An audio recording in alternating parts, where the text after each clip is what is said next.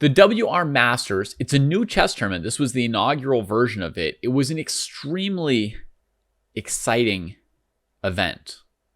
Okay. So check out this field. I mean, it's a crazy field.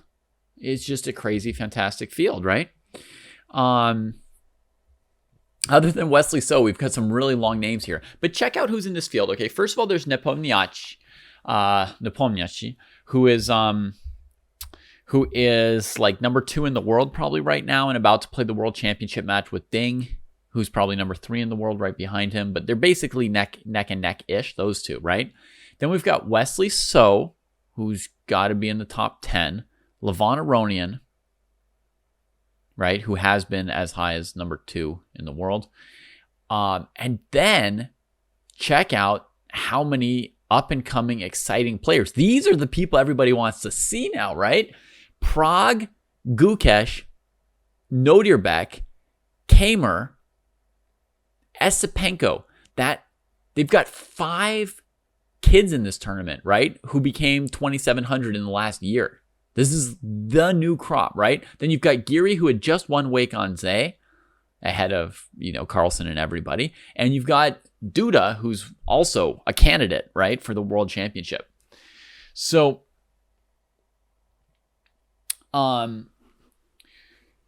this field is it's just sick, and it's more exciting than the fields you see at a lot of other tournaments because of the inclusion of this many young players. A lot of tournaments will invite 1 or 2 of these guys, right? A lot of tournaments will have, 7 players in the top 10 or 15, and then 1 local player maybe, and then 1 or 2 exciting new players, right? But this tournament, I mean, they went all in on these new exciting players. They give us 5 of the most exciting names in chess from 2022, who will also be 5 of the most exciting names in 2023. Obvious prediction. Thank you so much for the raid. Welcome and join us, folks. We're just getting started, so you've come at a good time. To my followers, check out twitch.tv/Zefcat to give them a follow back, or at least check out, a couple of their shows. Decide if you want to follow them back. We are talking about the recently concluded Super Tournament, new tournament, WR Masters, and just full of amazing new, young, talented players here. So, yeah, I am doing awesome. I'm excited to do this. Marco Batman, it's been forever. Hi, Marco. Yeah, and by the way, I recently came back off of paternity leave. This is my this is my 3rd day back from paternity leave, so you'll be seeing more of me again. Who had a terrible year in 2022? Somebody who might want to forget almost every game they played that year was Levon Aronian, even though I've put him at the head, near the head of this list of players. But Aronian, spoiler alert, really turned things around. The tournament was won in a tie between Aronian, Gukesh, and Nepo, and Aronian won some kind of a rapid tiebreaker that I don't care about, and I'm not going to look at the games from the tiebreaker. I'm just going to be looking at the classical games from the 9-round, round robin that they played. But we saw a whole different Aronian at this tournament than we had seen in all of 2022, pretty much. So that's like exciting to see his name light back up. Now, at Wake on Zay, the old guard did pretty well, and some of the new kids didn't fully live up to hype and expectations, maybe. And I'm thinking actually of these 2 first names you're seeing right here, Gukesh and Pragg. They didn't have standout performances at Wake. I mean, really what stood out is that Gukesh had a terrible result at Wake on Zay. But as we were thinking about it and talking about it, because, we were also recruiting Gukesh for our Pro Chess League team, right? So we were thinking about it. We're like, Wake on Zay is like the first closed super tournament that Gukesh has played. He's played top players in certain events here and there, like the Olympiad notably, right? But Gukesh has not been scrutinized in that way with like preparation and so he had a tough learning experience at Wake on Zay, and he came out firing on all cylinders here at this WR Chess Masters. So the first story I want to present to you all is some of the new strength of Gukesh. So here's his first game against Prague, and let's have a quick look at this. These Italian variations have become much better analyzed in the last 3 years. Sort of a delayed effect from the Berlin killing the Rui to some extent, so people had to look further and further afield to find some room to do stuff. As white. All right, so here we go. They're developing pieces. Trade. Now he's going to get control of the D5 square. Oh, yeah. Prague's playing aggressively, man. D5. Whew. Came to fight, right? Because here takes... If he recaptures, he can see that knight e3, that square is collapsed anyway, right? So he's already sort of committed to dropping this pawn. You could, in theory, take and then concede the square to not lose any pawns with this approach. But I think he can see that he's going to be worse in that situation here. The queen coming back like this. And I guess he's still going to drop the d4 pawn, right? If white trades everything. Yeah, it didn't even help. Still dropped a pawn.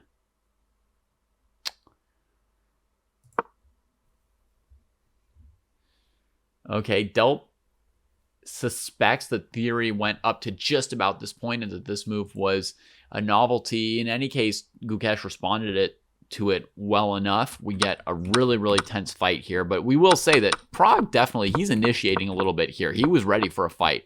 He spent 20 minutes on the move, according to Chess.com's events situation, so he may or may not have been prepped for this move, but he's definitely starting a fight here. I don't think he's 100% obligated to start a fight. There is probably sort of like a pseudo threat from white of pushing b6 and sending this bishop to b8 in some cases, and black having trouble getting the rook out of a8. Anyway, let's move forward to see like the mad excitement, right? Because he comes for Gukesh here. Knight e3 sets up. The goal is to put incredible pressure on this knight. The queen can't get out of the way without dropping a pawn here, so you can't get the bishop back to d1 or e2. And black's got knight h4 coming. You've got preconditions for an attack here for black, for sure. The knight from f4 or h4, even from f4, it could sack on g2 or play knight h3 check or something. So there's ways for black to break through on these light squares, and the bishop's in good position as needed to add to the attack. The e-pawn gives you a little space towards the king side. You've got the queen here before white, so you've got more attackers than defenders. You've got a little bit of space on the king side. And you've got a potential focal point, right? F3 and G2, the light squares. So it looks very potentially exciting for Prague. And Gukesh takes on C6. Prague's going to take back because, knight D5. That's the move that Gukesh was trying to use to diffuse things, right? So you see Prague, here he goes E4.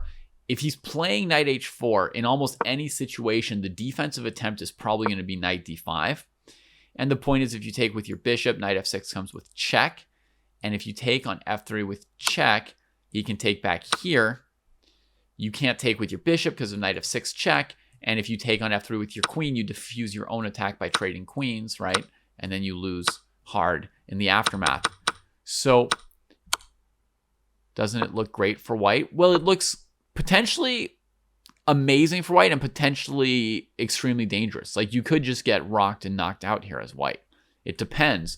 He's relying on knight d5. He's still capturing over here. He can't bring any defenses to the king side, right? That's the issue, Falk. Like, there's no rook a2 that helps anything. There's no rook a3 to cover squares. This bishop can't get back. Well, now maybe it could through d5. That could be a new resource by taking here. Moving the king over to h1, it may help in some lines and in other lines not, right? It'll help in lines where black takes on f3 a couple times, but if black goes and like takes on g2 or something, it'll bring your king back up. So it's hard for white to bring more defenders to the king side. So that's why he's continuing to capture this pawn over on the queen side. It's to gain the d5 square to try and diffuse black's attack through this move. Which makes me wonder if, is there some world where black wants to play rook d8 and just sack in exchange when white brings a piece into the middle and then pursue your attack. In the game, however, Prague just went for it. He spent half an hour on this move according to the log that we have here. So he throws e4. That's another pawn sack. It's a clearance pawn sack, opening up this bishop's diagonal. Must be taken because pawn takes knight's a pretty big threat. I guess technically knight d5 would have been another candidate move, yeah. And he didn't go for that one. Well, I guess here's why knight d5 wouldn't work. It's not that hard to see. The queen comes here. And now if you take on c7, you're committed to your light squares completely falling apart. Now you need to spend time saving the knight while you continue to get attacked. So that's going to be dead. But if you take the pawn now, just bishop takes f3 and you're lost. Yeah, so knight d5 clearly losing here. Gukesh just takes on e4. Now that pawn sack, actually it's not just a clearance, it's also a blocker because it stops this bishop from coming back this way. So that's a full sealer sweeper. You're sealing this diagonal from white being able to use it, and you're opening up this diagonal for you. Strong stuff. Strong stuff. Okay, so now even more I wonder about rook d8 and sacking in exchange, right? And here he goes knight h4. So this is a moment where perhaps rook d8 is truly an interesting option. The idea is for this to come in and then you just go boom.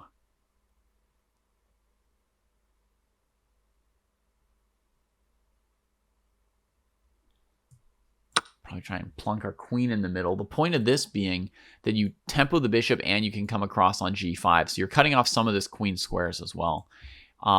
If I go rook d8 or knight f4 is the move I would really love to play with black coming in here, then this move might save white. Oh, we are so close to killing white, but we're not there just yet. Oh my goodness. Do you guys know about this checkmate that doesn't work here?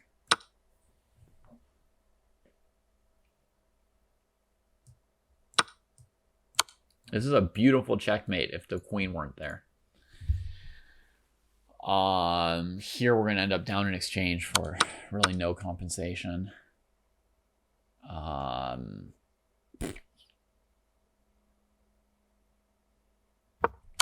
Yeah. I don't see a way to make this work for black here. So there's going to be no knight f4 there. So we got to just take right away. Pawn takes. Now maybe here is promising for black. I'm telling you guys, this is not a completely stupid idea for black. Like if white has a defense, it's going to be by one detail. It's not. This is not just something stupid throwing your way. So for example, here you try and lock the bishop out. You'll bring this knight to f3 and you'll rue the day. That doesn't even help. So the only thing to do now is to evacuate the king, I think, right? I guess technically you could go queen h5, but I think it's time to evacuate the king. I think you're still just going to get killed here. Oh, you're going to get killed. Okay, so it's just time to run. So we're looking at basically this move, right? And now for black, I'm thinking check here, knight f4. Whew!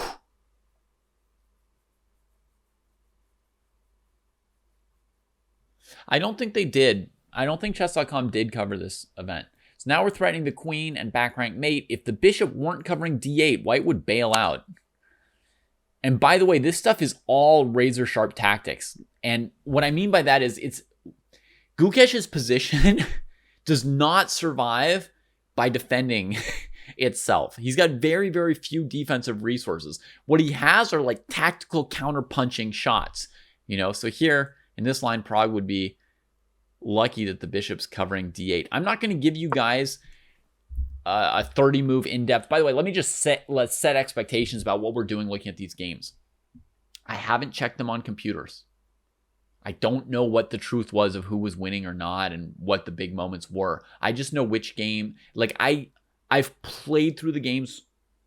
Most of these games I've played through once with no analysis. And so I've got a sense of which games were probably big moments in the tournament. I'm not going to figure out for you for sure whether these attacks were winning or losing or who was brilliant or whether it was a blunder or what it is. We're just going to get like a feeling, a sense for what was going on. You know, who looked good, who looked bad, and maybe it'll be completely wrong. I'm not going to double check anything I show you here with engines today either, okay? It's just going to be, we're getting a 2400 level feeling for what happened. That's it. It's not super rigorous or ambitious, you know? This rook d8 move, my first view of this is that this looked like a very promising option for Pragg from what I just saw. Like by just sacking that rook on a8 that does nothing for this main defensive resource, we could look at the bishop takes, the pawn takes, the queen takes, but I think like we're showing that this is a heck of an attack from black, right? We just, what did I do? The good line was I took here, right? And then I just brought the queen in, and now we've got 3 pieces that are switching to attacking on the dark squares, and white's got light square, light square, light square, light square, light square. The rook's doing absolutely nothing. Like it's vicious, incendiary attack. So that looks very promising. There may be some move for white that does a little bit better. Black's sacking enough material that, you know, in theory, white's not 100% obliged to recapture this bishop. You know, there could be some move like queen f5 trying to bail out. It's not super plausible. You know, queen h4 would probably kill white. You know, there could be some moves. In this position, Falk, yeah, I thought that queen h5 would only make things worse for white because of knight h4. And you've brought another black piece into the attack. But yeah, I mean, it's not done. You can come here and try and run away, try and run out here with the king. And I'm definitely not guaranteeing you that black is winning the game. You know, I can guarantee that black's attack is scary. And I can suggest that that surface level I would rather be black. But yeah, I mean, I don't know. The thing, like, and it's hard. Like, this is not the first move that occurred to me, but as we were talking for 10 seconds here, this occurred to me that you could hit white from another angle on the dark squares instead of queen h1 or queen g2 or knight f3. And then if white defends along the second rank, then they get the issue where the king can't come up without allowing you through, right? But eventually you force the king to come up, sort of break that that coordination, and you're still hitting these dark squares, and you know, maybe white can cover their king, but black's being really vicious, right? So we don't know where it's going to go or if there's some better way for black to play it. I think that looks pretty promising as an option, especially like given that Pragg does lose with the move that he does play in the game, right? But scary position. I would guess that Gukesh and Pragg were not certain of the evaluation as they were playing here. Like, I don't think Gukesh knew, like, I'm winning for sure, I just need to be careful. I don't think Pragg knew, like, I'm winning or I'm losing and I'm just trying for some coffeehouse tricks. I think the position's complicated enough that they weren't certain. This is the way Pragg went, and it did not work out for him. We'll maybe see if it should have or not. But knight d5, that's the resource, hitting the queen and the bishop. He keeps the attack up, and now you guys see there's just no resources for defending this, right? So Gukesh hits the point where he just has to evacuate the king, like in some of the variations we already saw. Simply, if we try and get rid of the bishop that's setting up these checkmates, let's just see if this fails or not. Bishop takes here, hitting the queen. If pawn takes, you're mated on g2. So you could move your queen probably to c1 or d6. No, d6, queen takes d6. I want to be able to defend this. I don't think I can get my queen here, can I? I could get it to h3. Let's try that. Here. So now at least against queen g5, I've got queen h3 as a move.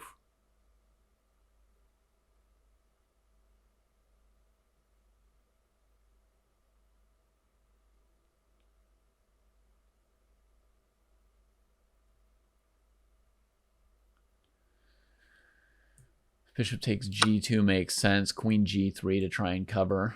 Oh, queen can't go to g3. That's the key point. Yeah, can't cover. So this is stopping queen h3.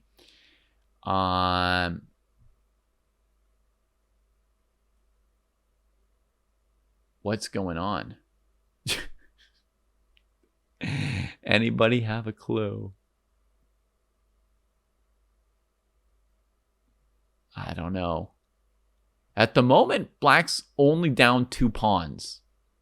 Obviously, knight takes a8 would sort of change that balance, but I think knight a8, queen g5, f4. Knight a8, queen g6 would probably lose. We could check that.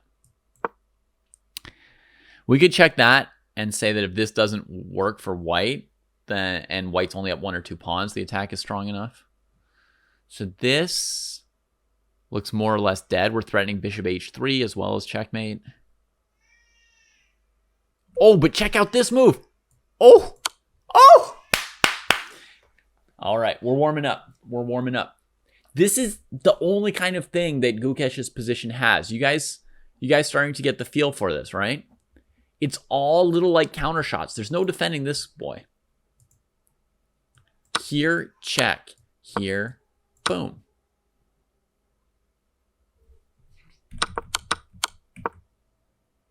Funnily enough, if we went queen g5, there wouldn't be bishop f7. But then there's this move f4, which I think gives white some resources.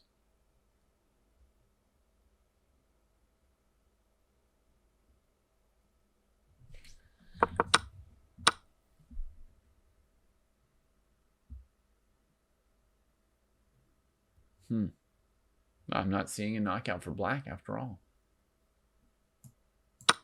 Let's just centralize the bishop. I'm going to threaten knight f3 and queen g5. But we're going to give this queen a way to get in. That loses to knight f3.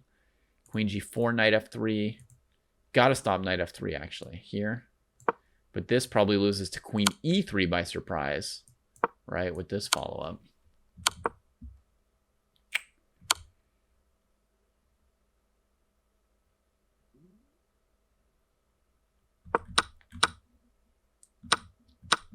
You want to go bishop f7 against this move? Now it also doesn't hit the queen, so let's say black ignores you.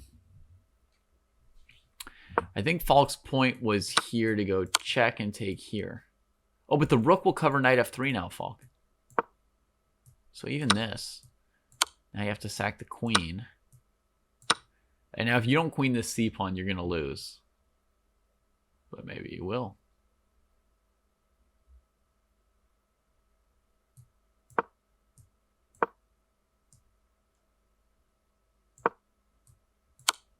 But black's got the tactical juice to clean up. All right, that's just like a taste and a sample for what's going on. I mean, it's not like super obvious how knight c7 loses. It's a bit of a calculation. Did Gukesh spend some time on this move? No, what a machine. It took him like 2 or 3 minutes to be like, knight c7 loses, only move rook e1. He had only spent a minute on knight d5 also. Dang. He must have done some heavy calculations from afar before he got here. This is just sick.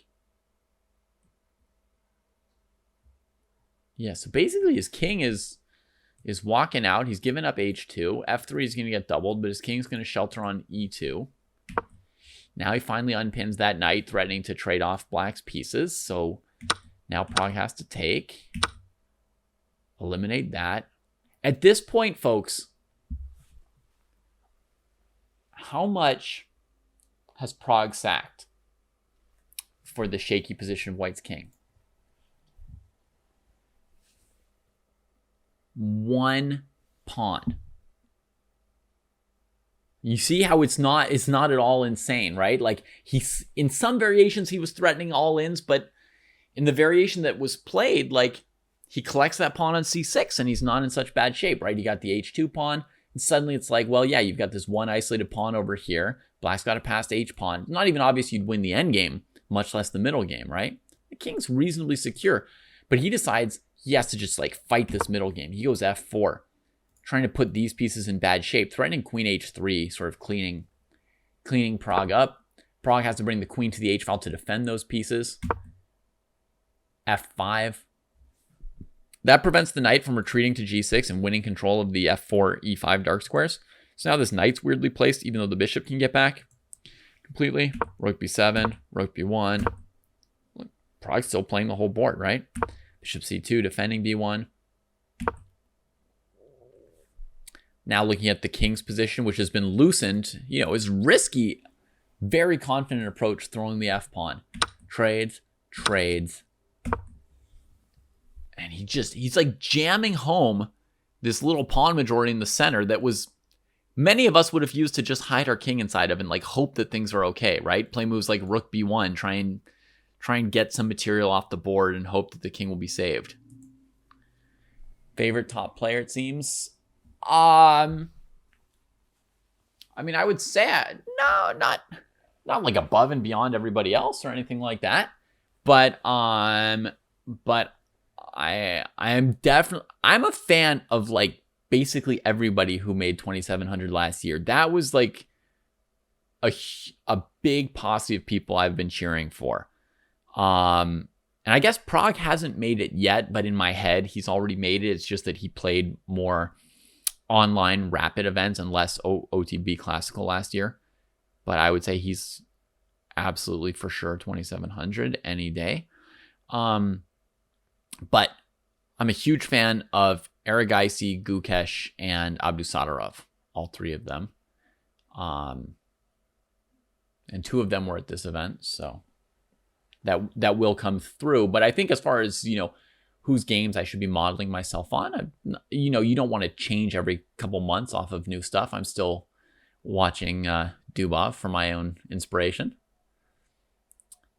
Gukesh is on our team, and that makes me like him even more than I already liked him. So I guess it would make sense to say that. Kamer did also make 2,700. I've just never been a fan of his, Pumpkin. I have nothing against Kamer. Hans also made 2,700. He's the only one in that group that I'm not a fan of. Kamer, I don't have an opinion about Kamer for some reason. Like he didn't seize my heart the way Mikhail Tal once did. You know, he's just somebody who I realize is a great chess player. I don't know how to explain it, but that's the truth of it, right? So, okay. So we had e5. And here Pragg must have overlooked this next tactic from Gukesh. He plays rook b2, you know, starting to cut the king off so that this queen g2 will have more impact. Is that right, Pumpkin? Okay, then I'm in good shape. And here comes, it's not a super long combination, but it's a combination fresh enough that it surprised Pragg and it surprised me. Like when I saw this, I was like, are you sure that works? I had to triple check. Even once I saw the variations, I was like, that doesn't quite, does that really make sense? He goes knight e7 check. If you don't take it, queen d8's mate. Right? So you have to take it. And then he goes f6. It's like, what? F6? If you wanted a back rank mate tactic, right? Wouldn't you play f6 and lock the queen away from defending d8? What is knight e7 and then f6? But look, the threat is pawn takes queen, and the second threat is queen h7, queen h8, checkmate. The weird thing is that whether you take this pawn or whether you save your queen, in any case, e7 is blocked. So queen h8 will always be checkmate. This, like, it... There's a direction from which it's simple, and for someone in this audience right now, there may be some people who are like, what's the big deal? Obvious. But like for me, it was like another tiny mind bender. It's like every time I I see the Reti idea in a king and pawn ending, you know, where the king catches up with a pawn that's 2 full steps ahead of it. Every time I see it, I'm like, okay, I know the idea and I've just calculated this position, but does that really work? Kings are so slow. Can this king really catch a piece that's 2 steps ahead of it? You know, it'd be like if you saw a turtle dunk a ball over LeBron. You'd be like, my eyes just saw that. But is it really possible for a turtle to jump over LeBron and dunk? So f6, but it is checkmate. Look, I mean, we can just put the moves on the board and you'll, you know, and it is convincing that it is in fact checkmate. Look, you take it, check here, checkmate. So this was a real fist pump moment for Gukesh.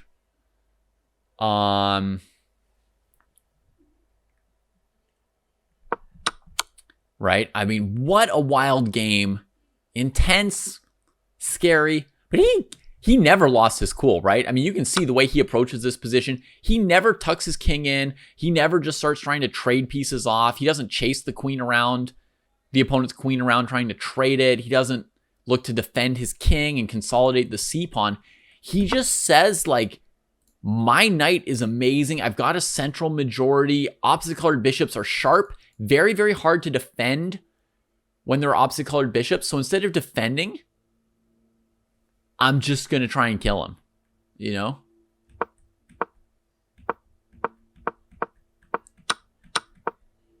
And he did with, in my opinion, a very, very fresh little combination. So Gukesh off to a running start in round 1. And the other player I want to talk about from the very beginning of round 1 is Nodirbek Abdusatorov. I think this game here was also played in round 1. Maybe round 2. But it's like, it had a real scintillating start, this WR Chess Masters. It was like 3 decisive results in the first round, 2 in the second round. Definitely more than you normally see in these Super GM tournaments, which will start out with like 5 draws, 4 draws, 5 draws, 4 draws, and then finally somebody wins a game and you're like, oh, he's in the lead with 2.5 out of 4. I wonder if this is his week, you know? But Abdusatorov, and what I want to also say about Abdusatorov is he came into this tournament off of scoring a couple wins in a league, like some Bundesliga games or something like that. Abdusatorov came in hot. Like, he's got the highest rating right now of any of the new crop of 2700s from last year, right? The 5 or 6 players who crossed 2700.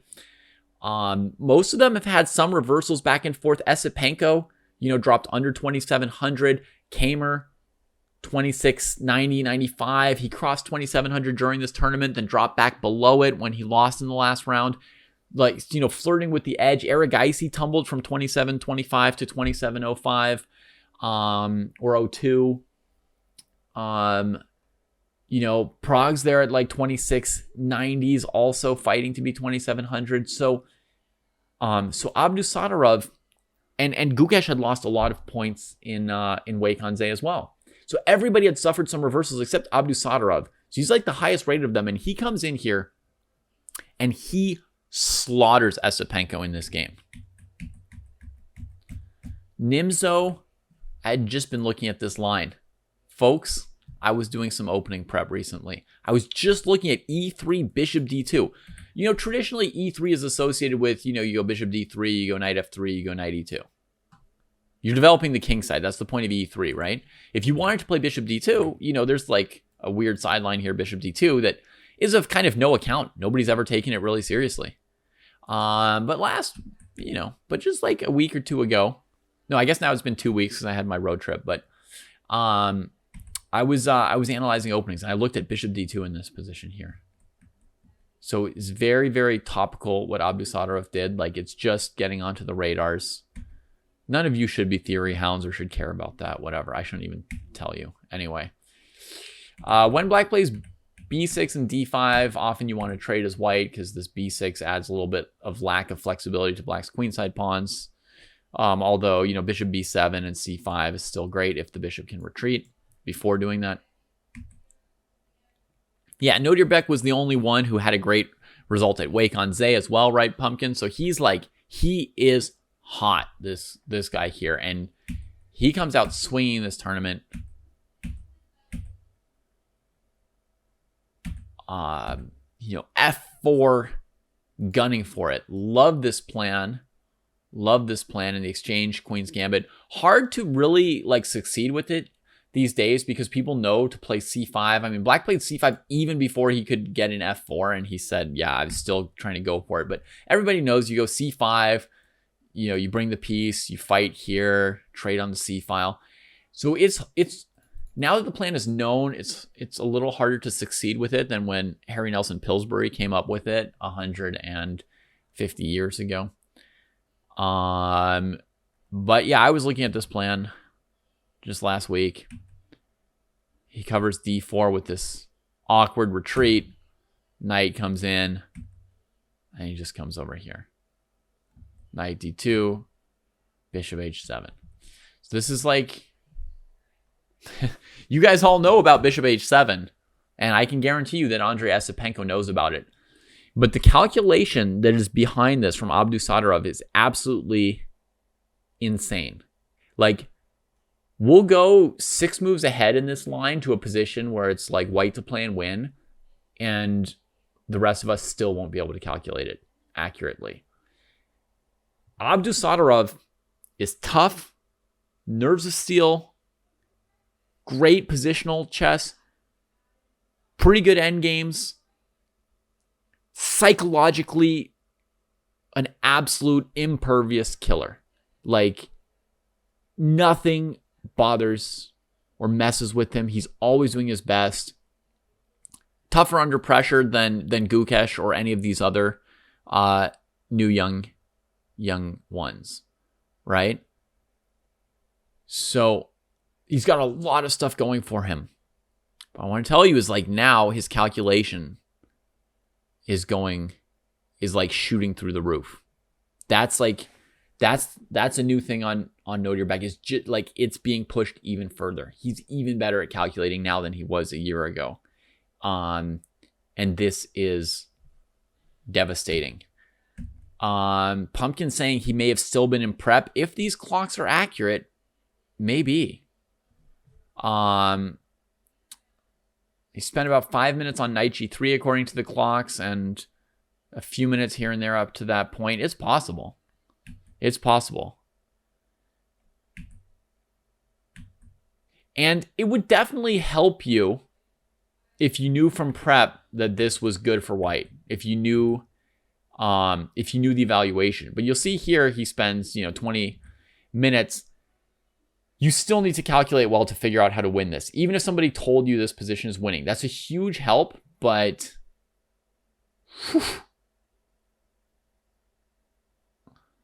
it's a good question, Accidental Novelty. I'm not really sure.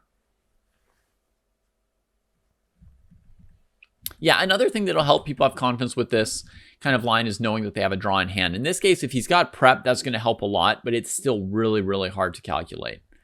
So he gets to this position, knight g6, king h7, and there's different things you could do. You could take here, trying to win back some material, but note that after black plays knight takes knight, if you take back, then black takes on f1, you're still going to be down a full rook. Not a bishop pair, but a full rook. Still not good. Still pretty bad. So knight g6, king h7. I think Accidental Novelty, in the interest of time, we're going to leave that as just sort of a mystery why he took on d2 for the moment. I agree with you. It's a really good question. It's just not one I'm going to answer today. So knight h5, going for knight f6. Difficult move to parry. You can't, use the bishop to cover that square because of checkmate. So rook here.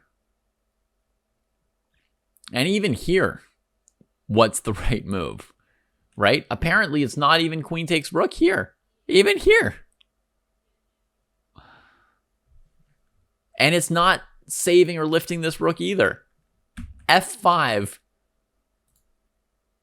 Anchoring, controlling this square. Knight f1, now bringing the rook.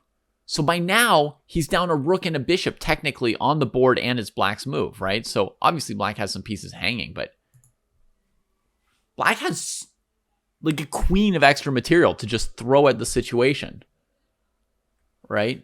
It's just incredible. One of the greatest calculating games of recent times. Queen here. Even here, good luck. Good luck figuring out how to win this position for white. This is a nice fighting move from black because if white takes here, then you can capture this knight, right? And now, if you go take on b7, black can also capture this. It's not so easy. Yeah, you don't want to take on h5 before g6. That's too clever because then knight f8 gets you. That's absolutely right. Yeah, so what was f5 for, as Renga's asking? So, I mean, yeah, rook f4 maybe to save the rook from the knight and bring it for the attack, yes. Also to prevent rook takes g6. He needs to not give up this piece here. And if black takes on g6 here, like this, then I guess queen g6, and he can maybe even add the f-pawn to the attack after king. I don't know if the king would go to g8 or h8, folks. Let's just say, like, I have no idea. It's a mess. But let's consider that the idea might be that you could even just keep adding the f-pawn to your attack. Now, your main threat is f takes g7, clearing the way for knight f6. A secondary threat could be in some cases f7, king h8, and then getting to the h file with rook or queen. But a nice thing is they can't go queen e8 because you have f7 while you're threatening fg. Yeah, fg could lead to knight f6 basically, yeah. Or f7 followed by knight f6. Oh yes, because your rook's on it, so the queen couldn't come through. Yeah. So f7, king h8, knight f6 would be a huge threat here. So I think that's like a big piece of it. Renga is like, he's bringing reserves to the attack, which I guess is close to what you're saying, right? You're saying rook f4 to go all in? Yes. Rook f4 to go all in. Also, this f-pawn becomes an attacker now, according to my attacking course. It's close enough to this king that this f-pawn becomes an attacker. And it can also bring the rook. So it's kind of, I would say this is mainly like a reserves theme if we want to understand it at a deep chess level, while sort of floundering with some of the variations maybe.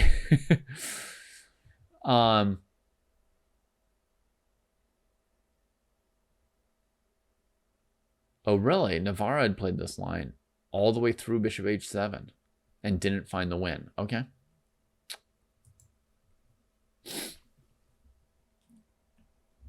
So knight f1 brings the rook. Even here, man, to find the right answer. Takes, lifts the rook. Great. That king is hard to defend on this h file, right? But the thing is, even when you play rook h3, black's going to have rook and two bishops against queen. So white needs even more here to win the game than just the idea of rook h3. And notice that, well, black's pieces are largely tied up, so it's hard for him to provide new resistance. But notice that when black takes, here Abdusattorov still doesn't go rook h3. No, he plays a more precise move, queen f7, threatening b7, f8, and h5. This is an important, precise move. Maybe not as hard as some of the other moves, but this is a very good move as well. Bishop d6, knight f8. Now he takes the queen for his knight instead of for his rook. You could also go, in theory, like the rook's not necessarily much better than the knight. It's hard to say. So in a game, you would be calculating these would still be candidate moves, but he goes like this. And now, even here, 3 minor pieces against a queen. 3 minor pieces are better than the queen in general. So if these pieces were, on the king side, or whatever, right? Knight f6, bishop e5, bishop e8, or bishop e4, bishop e5, black would be better. Probably even winning if they were on good squares. f6, throwing some more fuel. So if black takes a couple times, this is one variation I can calculate. So I'll show you. Wherever the king goes, queen f6 check is going to win this bishop. Hey, that's within my calculation range. So f6, knight e5, You can't let black take the rook with check. Rook f5. Even here, it's like, geez. I doubt that Noderbek has more than 2 winning moves in like any of these positions. If he's even winning by force, I doubt there's like a ton of options. Like, if you go rook h3, rook f6, and now on check, the king's coming out. I don't know if we're winning this, are we? But rook f5, threatening to take the knight. And black played g6. Let's see if we can even figure out what happens here. Oh, yeah, it takes, hitting the knight, so it has to lose a piece or lose control of g6. And queen g6, rook h5 would be mate if the knight moves. Nice. Okay, so he can't take, so goes g6. You have to walk into this fork himself, right? Now queen g5 to keep the rook from being taken. Takes. And he manages to clean up the e-pawn. Had black taken here, he would also collect the e-pawn. By the way, this endgame of queen versus rook and bishop, it's like it just barely wins. After 10 million sacks and then collecting, it's a close call that he wins this, and he does. He wins, he collects that, gives back the exchange to get rid of the strong e-pawn. And here he's threatening queen c7. And now Esipenko's not able to collect the f6 pawn, so it becomes sort of easy for white to win. This position's fairly simple. Now he resigned. It's mate in 2 if bishop takes e5. Oh, because the queen was on g6? Was that going on at that point? Let me see. For here. Oh, yeah. Rook takes knight, threatening mate over here. Okay, so he had no option to do it. But I remember that he did get the exchange for the e-pawn anyway, right? So it's a close call that he wins this endgame. And after that game, Abdusattorov looked hecka scary, right? I would say. So the tournament kicks off. Some people might have their eyes on Nepo because of the World Championship match that's coming up. But Magnus stepping out of it and the candidates tournament that he dominated being a while back, people have short memories. I think there were a lot of people like me who were most excited to check out the 5 youngsters, right? So the tournament kicks off, and the first thing that I would say is notable is Gukesh and Abdusattorov looked terrifying off the bat. Like, just so vicious. I know in round 2 after this game, Abdusattorov played the Banco Gambit direct against Nepo. Right? Just straight up move order, c5 on move 2, something that you haven't seen a 2700 do in a long time. And I was like, oh my goodness. There's this feeling that they can play almost anything, almost any position, and just shred you with calculation, computer style. Right? So that's what I was excited to see. And from day one, I was like, oh my gosh, Nodirbek and Gukesh are going to have a tournament probably. However, one of the storylines of this tournament is that after this amazing game, Nodirbek actually got shut down for the first time in a long time. And he got stopped in this game here by Vincent Kamer, who had like the bloodiest tournament of anybody. He had a bunch of wins and losses. 5 decisive results in 9 rounds, which is a lot for a super GM. And he went above and below 2,700 during the tournament. And he managed to shut Nodirbek down in the E3 Nimzo as well.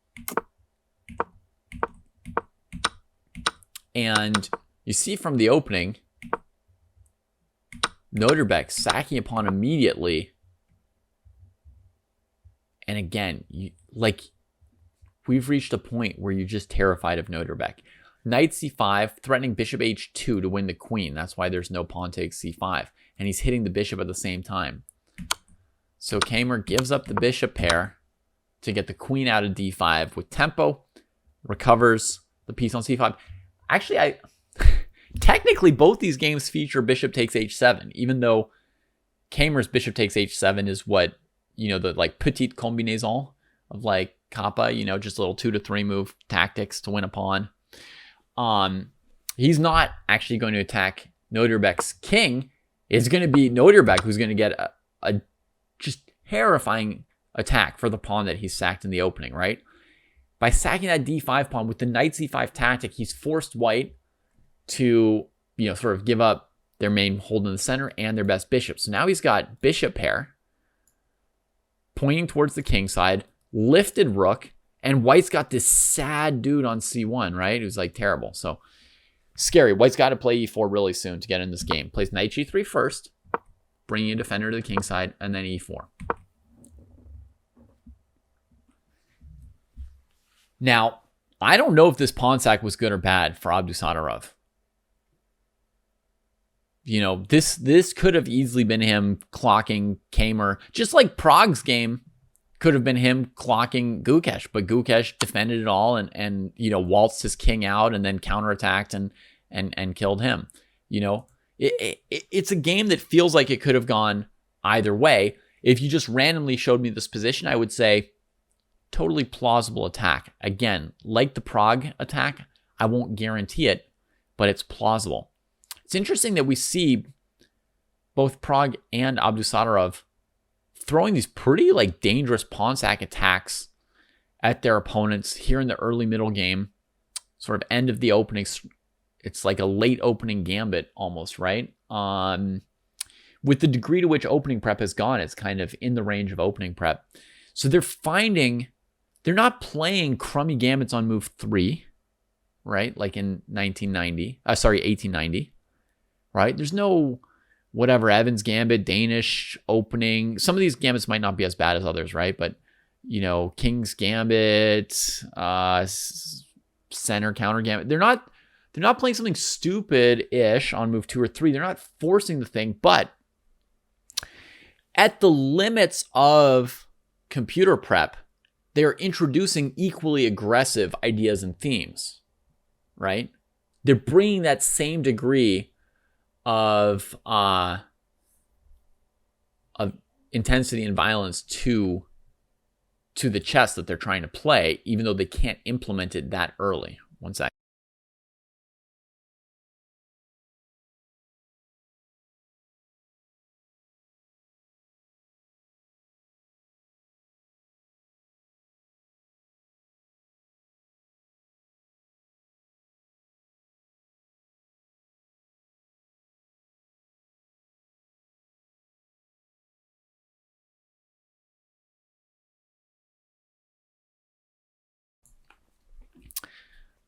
All right. So, yeah, this is really difficult to play the positions that they're giving us. You know, he's playing the full board. I think he had to play rook b5 to avoid bishop b4, simplifying off material.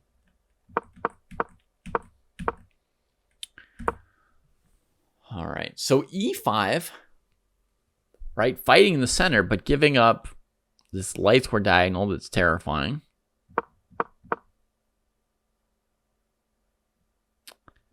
So black needs to get one more piece to g2, huh? Didn't manage to do it in the game. b5. Oh, wow. Pawn takes c6, rook h6 is the idea.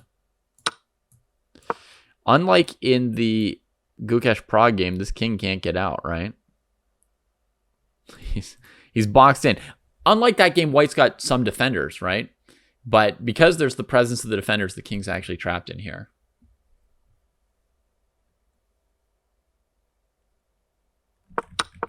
So he lifts it, knight e4. And here Abdusattorov pulls this trigger here. Jesus.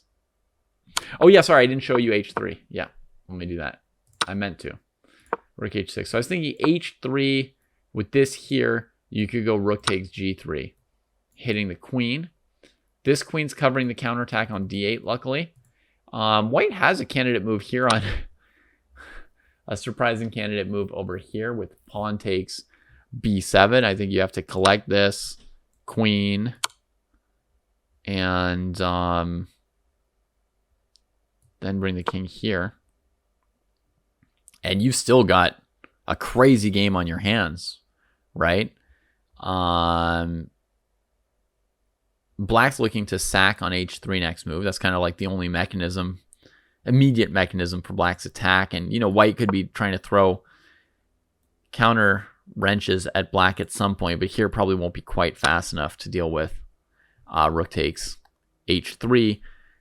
See, we can checkmate all with checks from here. And if you take or push or queen f8 or whatever, rook h1. So I think Black probably wins in that line in that way. So in the game, knight e4 was played by Vincent. And yeah, I mean, Black's not again, like the Prague game, Black's commitment is not an insane commitment. You could, even simplify off as Black here at some point, and it's not certain that you're losing. Right? White's bishop is blocked by this pawn. You're only down one pawn. You've got active pieces. You've got some chances.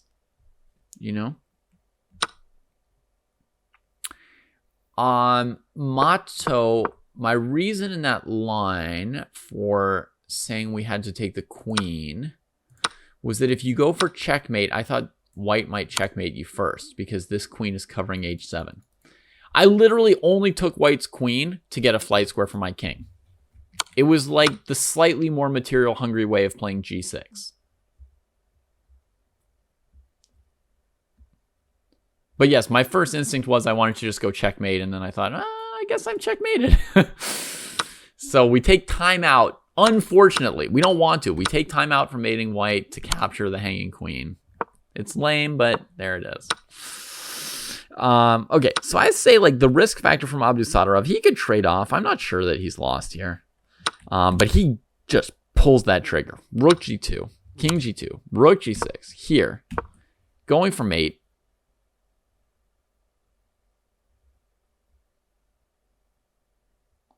Which broadcast, Pumpkin? Yasser and Pates, that sounds great. No, I mean, the no engine part sounds the greatest, and then, and then it actually matters which commentators you have, and that sounds good.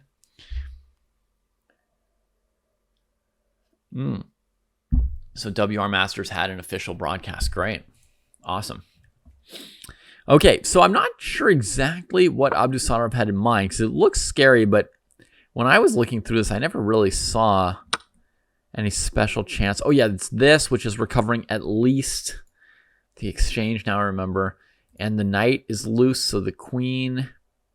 I think if the queen goes to g3, the knight here is hanging. So he knows that White can't do this because he would take, right? And White's probably lost in this endgame. So, okay, so he takes here. This queen had to come over here. Now, if he takes here, he's still down a knight, right? A knight for one pawn. Take on here, knight for two pawns. But it's just not enough, huh? Takes. If you just trade everything off, you're still kind of down. Right? Probably dead. Knight against two pawns. I mean, there's a lot of cases where a knight against two pawns is not a winning advantage, but here it feels like we can't really use this piece anymore. Our rook's awkward. I don't really like Black's potential here at all. I would guess this one would actually be dead lost. So he goes bishop d7. e6. A lot of similarities, right, to how Gukesh diffused Prague's attack, right? Just counterplay in the center, opens up g7, takes, rook g1. And now there's just no defending this square here. So Nodirbek had to bail out into an endgame down a rook.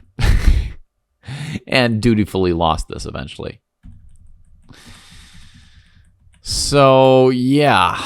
Pulling the trigger on rook g2. That was not it. But it was darn scary. I wonder how bad his position was at this point.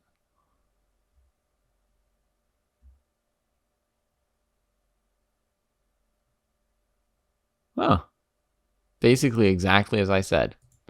The computer says here. I know I said I wasn't going to check too many things, but I was just curious, so I checked one thing. The computer says here, if you keep going with the attack with like rook g2 or rook h5, which is better than rook g2, that the attack's not good enough, and white is +1, but that if you take the moment to simplify, as I suggested, then white's advantage is probably not enough to win. It's only like half a pawn. So black is still very much in the game. Well, that's not a very powerful engine, so don't take that as like the truth or anything like that. But this was kind of a big moment, and I never really understood why he went rook g2. So it seems like there was not a fantastic reason for it. After b4, bishop takes b4. Oh yeah, speaking of bailing out, I mean, that looks pretty reasonable. The idea would be that you're just recovering a pawn, and then it's just a game. You don't understand why? Because bishop b6 looks so nice for the attack. I guess basically it's like this bouncing across. White had enough resources to hold off the attack, and if white has enough resources to hold off the attack, you're better off recovering your pawn and sort of accepting that reality. Now, the rook's a little bit weird and awkward, but at the moment, you know, this bishop can't get challenged by b5, so it's an amazing bishop, and as long as it's here, the rook isn't completely stupid, and black's probably just okay. Yeah, it was just time to get the pawn back. That's the important thing to realize about how much are you down? How committed are you to this attack, right?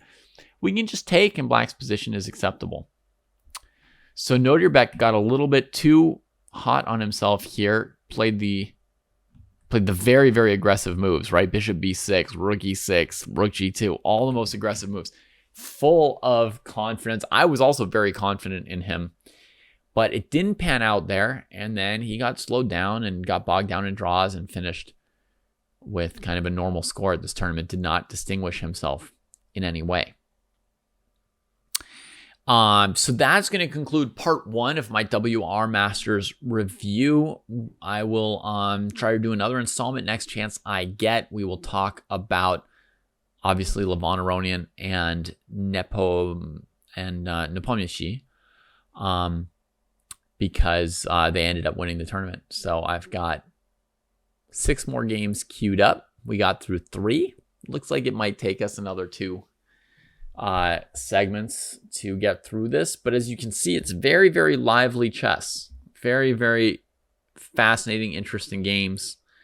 You see this preference for these very tense openings that leave some more pieces on the board and some more maneuvering longer, which means that by the time you get out of opening theory, there's still a lot left to play. There's still a lot of pieces. You're not these forcing opening lines where when you get out of theory, the structure is set and some pieces have been traded, and so a more competent player who's not top in the world is still able to keep the game within the margin of a draw.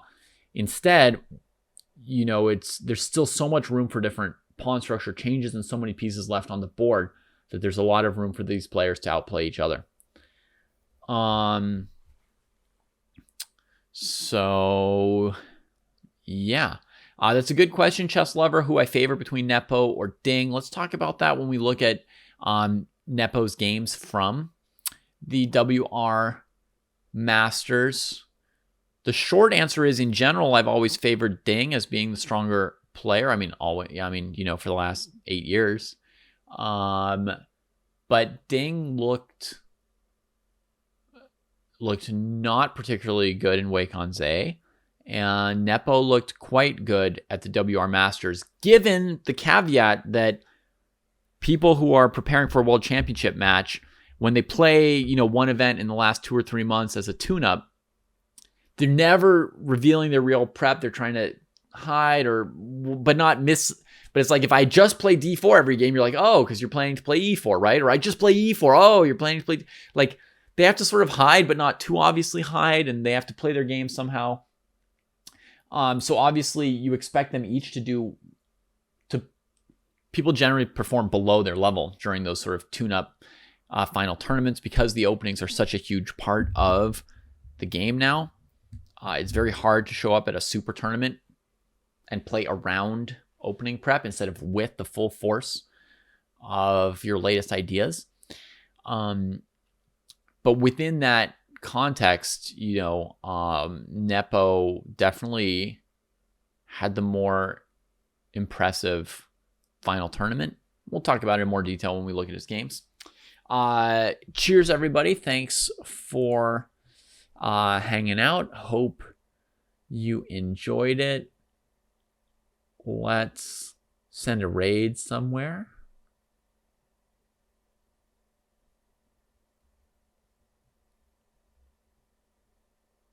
Okay, this looks like the most interesting. Chess and psychology. See if I remember how to raid. St. Louis Chess Club. Dennis Boros, fantastic chess teacher. He's going to be lecturing over the St. Louis Chess Club, so that's where I'm going to send you guys over to for now. I'll catch you again very soon. Just a couple quick dojo announcements, right? Yeah. So let me just quickly tell you guys a couple of things coming up. Friday, we're going to do dojo talks and endgame sensei. Then we're going to have an endgame tournament for viewers following endgame sensei. So I'll set a position for you. We'll break it up into a few sections and play an endgame tournament like we've done in the past. Saturday, we've got a 24-hour classical arena, and Sunday, a 24-hour 15-minute arena. Those are both for people to just get more practice in. They'll be split into rating groups as well. So for those of you who like to practice or just play chess even without practicing or getting better, but those of you who want to get some moves in, we've got opportunities coming up Friday, Saturday, Sunday here. See you again soon.